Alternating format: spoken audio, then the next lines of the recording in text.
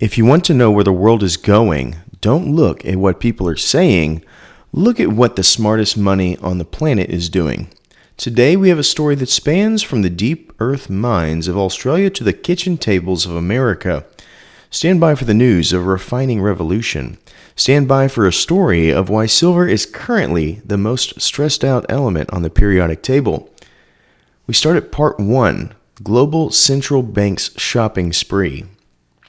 We begin with the big fish. According to the latest quarterly report from the World Gold Council, central banks are currently in the middle of the most aggressive gold buying spree since the late 1960s. But it's not just about buying anymore, it's about holding. According to a recent Bloomberg finance analyst, a massive trend of repatriation is underway. Nations like India and several European powers are physically moving their gold out of London and New York and bringing it back home. It's the ultimate return to sender policy.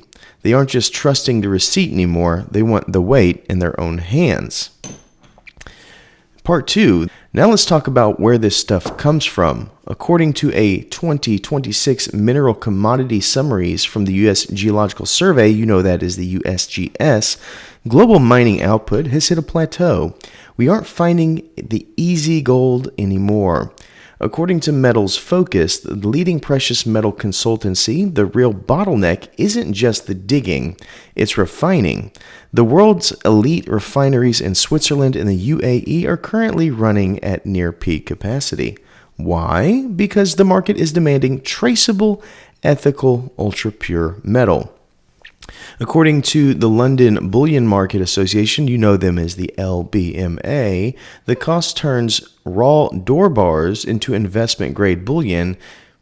The cost to turn raw door bars into investment-grade bullion is ticking upward, which is why your local premiums might feel a bit sticky lately.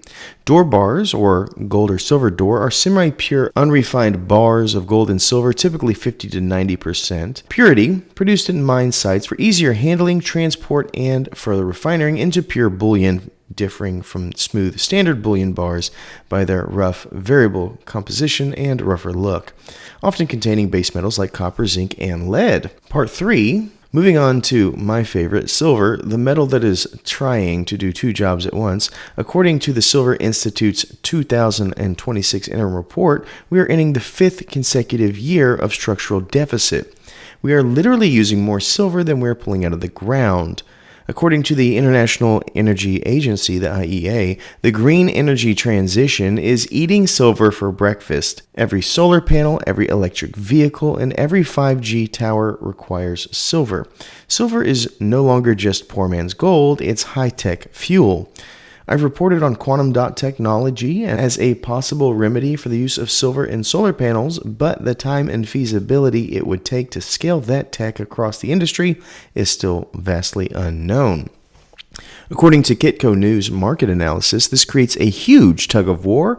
The industrial companies need silver to make products, while collectors like me, the monthly Miltons, who spend a little each month to buy silver, want to protect their wealth and enjoy when they do. So when do these two groups start fighting over the same ounces?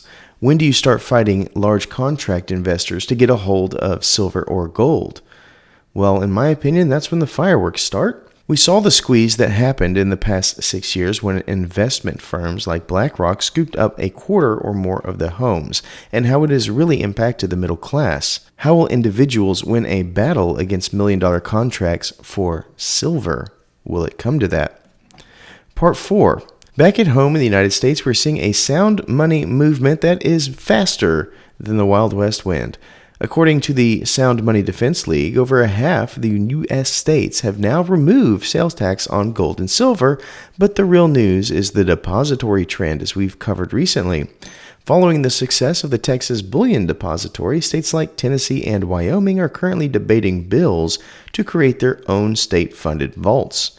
According to legislative trackers from the 10th Amendment Center, these states aren't just looking for a safe, they're looking to recognize silver and gold as legal tender as allowed by the U.S. Constitution. It's a return to the hard money, roots of our founders, right here in 2026. But let's be honest, We still have panic Peters out there, and according to my own observations at local metal merchants, we see folks who wait for the spot price to drop 20 cents before they start calling the shop, asking if the economic collapse has started. I tell them a 20-cent drop isn't just a collapse, it's a sale. If you want to wait for the news to tell you when to buy, you're already too late. Us monthly Miltons know that consistency beats timing every single day of the week. According to historical price data from Reuters, those who dollar cost average into metals have far less stress and far more stack than those trying to time a market based on a Twitter headline. So, is there more to this story? According to the consensus of top numismatic experts, we are moving into an era where physical reality is outperforming a digital illusion. Central banks are stacking, the industrial giants are hunting, and the states are legislating. The mining is getting harder to source material, and the refining is getting tighter, and the world is getting smaller. In a world of digital smoke and mirrors, the only thing that doesn't need a reboot or a software update is a silver coin in your pocket. Thank you so much for watching, and until next time, please remember to stay classy and current with the culture of currency.